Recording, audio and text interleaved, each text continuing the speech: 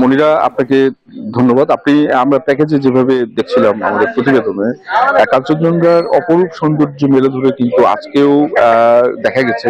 এবং এখন পর্যন্ত কিন্তু কাঞ্চনজঙ্ঘা দেখা যাচ্ছে, বিশেষ করে সকালবেলা, আরো সকালে যখন ভোর 5টা থেকে কিন্তু অনেক ভালো উপভোগ করা গেছে কাঞ্চনজঙ্ঘা। এখন যত দিন বাড়ছে, সূর্যের আলো বাড়ছে, কাঞ্চনজঙ্ঘা কিন্তু আস্তে আস্তে মিশে যাচ্ছে, ঠিক যেন এটা ছবির মতো, যে কিছুক্ষণ দেখা গেল, আবার একটু মেঘের আড়ালে লুকিয়ে গেল, আবার হয়তো দুপুরের দিকে হয়তো আবার জেগে উঠবে, বা বিকেলের দিকে আরো ভালো দেখা যাবে, এরকম একটা পরিস্থিতি কিন্তু এখানে আছে। এবং হাজার হাজার পর্যটক কিন্তু ছুটে এসেছেন আসলে কাঞ্চনজঙ্ঘার এই সৌন্দর্য উপভোগ করতে।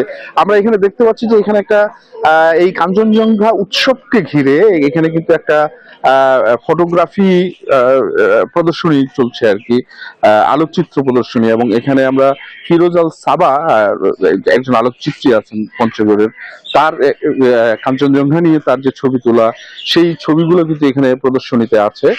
এবং আমরা এই যে হাজার হাজার পর্যটক এখানে আসছেন, ছুটে আসছেন কাঞ্চনজঙ্ঘা দেখার জন্য, তারা কিন্তু এই উৎসবটিকেও আহ উপভোগ করছেন। সেই সাথে এখানকার এখানকার যে আর যে সমতলের চা বাগান থেকে শুরু করে আরো যে স্পট গুলো আছে, সেগুলো কিন্তু পর্যটকরা ঘুরে ঘুরে দেখছেন।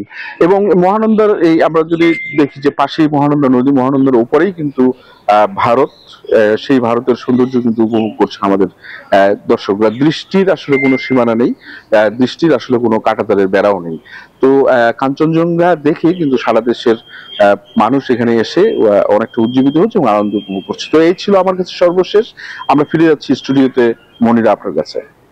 অসংখ্য ধন্যবাদ হায়দার আপনাকে।